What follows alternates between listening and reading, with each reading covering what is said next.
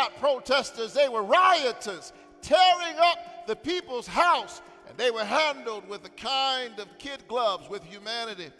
One could not help but juxtapose that to the response to those who were responding this summer to the deaths of George Floyd and the death of Breonna Taylor, those who rose up in peaceful, non-violent struggle and were met with brute force.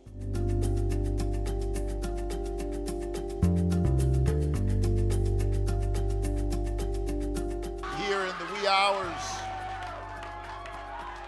Tuesday night into Wednesday morning, Georgia had elected its first black senator and its first Jewish senator. And then, as we were basking in the glory of all that represented, seemed like we could only have a few hours to celebrate, just as we were trying to put on our celebration shoes.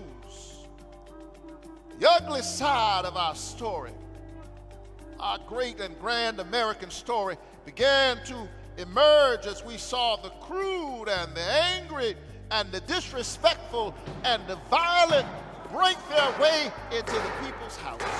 Some carrying Confederate flags, signs and symbols of an old world order passing away. The old order is slipping away. Sometimes it responds violently and desperately. You cut the head off of a snake, it shakes and moves violently, not because it is living, but because it is dying. There's more than one way to be violent. You don't have to use bombs and bullets to be violent. There is the violence of prejudice and fear. Your words can be violent. Violence of prejudice and fear. We saw it in Charlottesville. How we've seen it over the last 4 years. We've seen it in the current occupant of the Oval Office who told folks to stand back and stand by. That will be a sad day for him. It is a kind of violence that dehumanizes all of us, and we saw it. And we saw it in the paradox between the response between those who were clearly insurrectionists. They were not protesters, they were rioters, tearing up the people's house, and they were handled with a kind of kid gloves with humanity.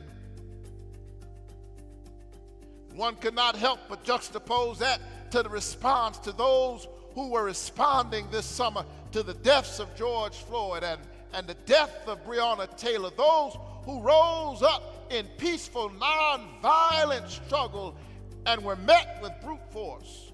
Those who were just there outside of the White House and were met with brute force so that the occupant of the White House might march down a sidewalk, stand in front of a church, and hold the Bible upside down.